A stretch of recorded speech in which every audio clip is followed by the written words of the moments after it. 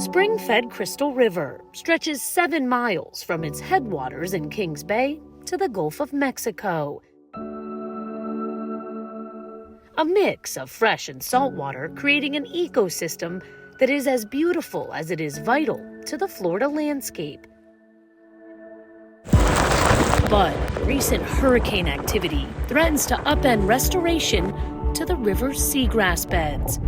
We take a closer look at just how well the aquatic plant life can weather the storm. Kings Bay stretches out before us, a sunny day marking the start of spring. I always enjoy coming out on the water, particularly on a day like this. Dr. James Powell, Buddy for short, is at the helm. He's quite the expert as the executive director of research at the Clearwater Marine Aquarium. But we're catching him on a rare day off, interviewing Buddy as a resident of Crystal River, a place he knows all too well. I grew up in Crystal River in the 1960s, and yeah, I can honestly say I probably have snorkeled or dove over every inch of the bottom of this river.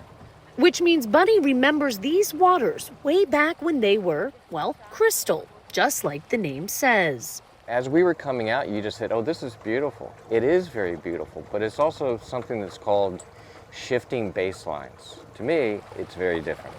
And things seem to be changing yet again.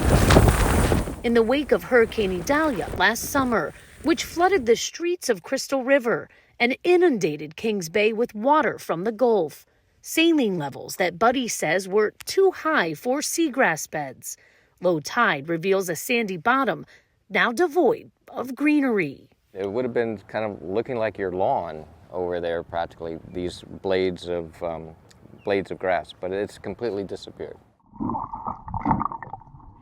The thing that makes what Buddy and other residents noticed even more devastating, the seagrass throughout Kings Bay, is a labor of love started by Saving Crystal River in 2015.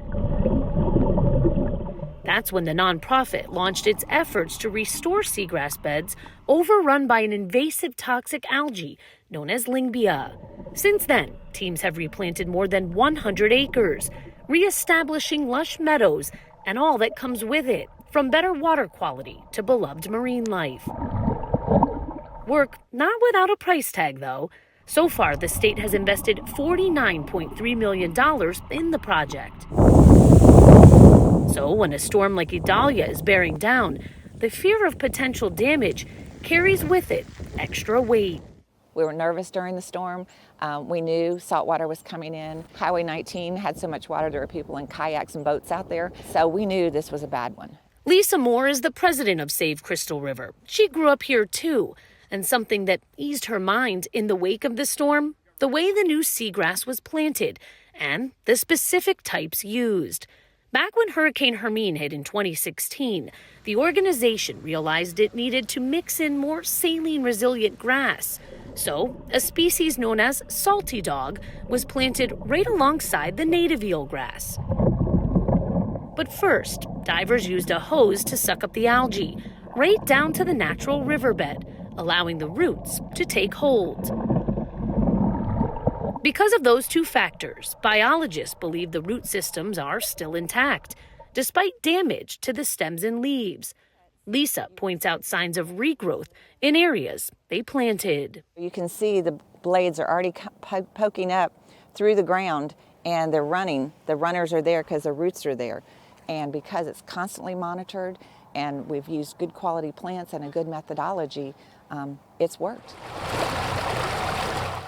Still, while there's much hope for the restored beds, it's where Save Crystal River didn't plant that's of even greater concern.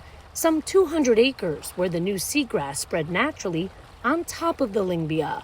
Up until now, that growth was considered part of the success, but it too appears to have died off.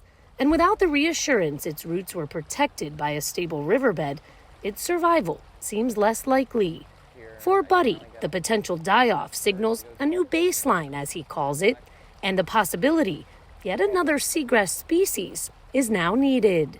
This system has changed from a very freshwater, spring-fed system to more of an estuary, one that's more brackish. You don't want to be spending a lot of money to do these restoration efforts and then see it, wiped out every few years. In the end, growing season will have the final say. That's when we will see just how well the restored seagrass beds weathered the storm, a sign of what the future may hold, as those who call Kings Bay home work to bring back the waters of its past. Kate McVeigh, Spectrum News.